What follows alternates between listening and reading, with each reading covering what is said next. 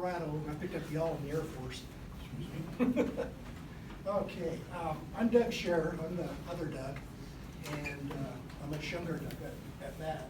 He was there towards the beginning of the Vietnam conflict, and I was there at the very tail end when we pulled all the combat troops out, which the anniversary of is coming up this Saturday? Correct. Saturday. Okay, and I got out there in March of 1973. All right. That says Thailand, but that's where they put me after I was done in Vietnam. Okay, any guys know what metrology means? How about meteorology? Totally different thing. Meteorology is the science of weather, basically, and metrology is the science of measurements. So when you get clocked by or get a ticket from a state patrolman or somebody like that, and they said you're going 91 miles an hour in a 25 zone, how do you know he's accurate? Well, his measurements are all traceable to a national standard. And that's basically what I ensured with the equipment that I calibrated and repaired in the Air Force, making sure that every measurement was traceable to a national standard. That's what metrology is all about. And that ticket would have been used, that the officer would be using a LiDAR to measure your speed, so you can almost never fight against LiDAR. I think one physicist from Los Alamos beat a radar ticket. So he was able to put up a good argument. All right, let's go back past that. Okay, this is basically where I was sent all the time. I did basically 5 Air Force bases in 5 years. Started off at Lackland Air Force Base in Texas, went up to Lowry Air Force Base for my technical training, which was 32 weeks. And from there, I went to Da Nang Air Base in Vietnam. That's where they hit all the single guys in my class to go to Vietnam. 2 of us went to Da Nang and 1 went to Tan Son Nhut down in Saigon. Then from there, after the ceasefire, I went to Utapao Royal Thai Naval Air Station, which was being used to base B-52s that were still bombing Cambodia at the time. And that was interesting. I learned a lot about the B-52.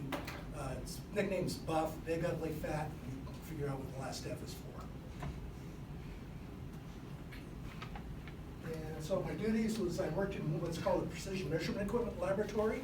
It was a laboratory really in the real sense. We were supposed to be temperature controlled, humidity controlled, and all that, because a lot of the tools we use, like gauge blocks, things like that, were very sensitive to temperature changes.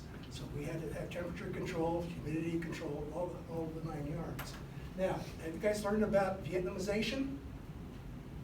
That's basically where we started turning things over to the Vietnamese Air Force and Army and all that to take care of themselves.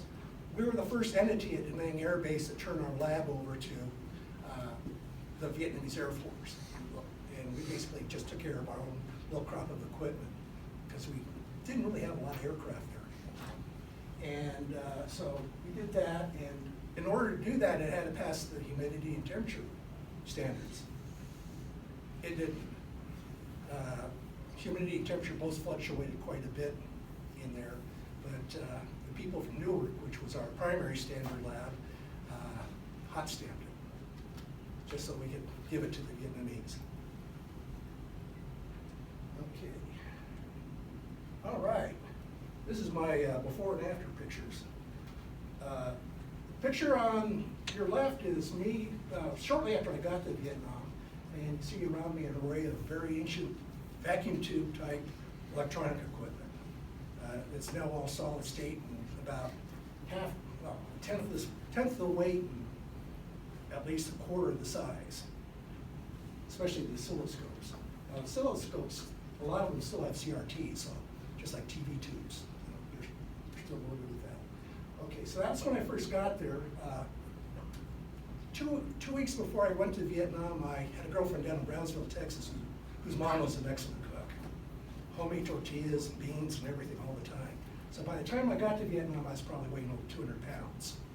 And then the picture after that is me a few months later, and in the background you can see smoke, and that's napalm dump burning after a rocket attack. Da Nang Air Base is known as Rocket City. And that's how it's got its nickname. Now, but there you can see the difference in weight. I ended up coming back from Southeast Asia weighing about 150 pounds.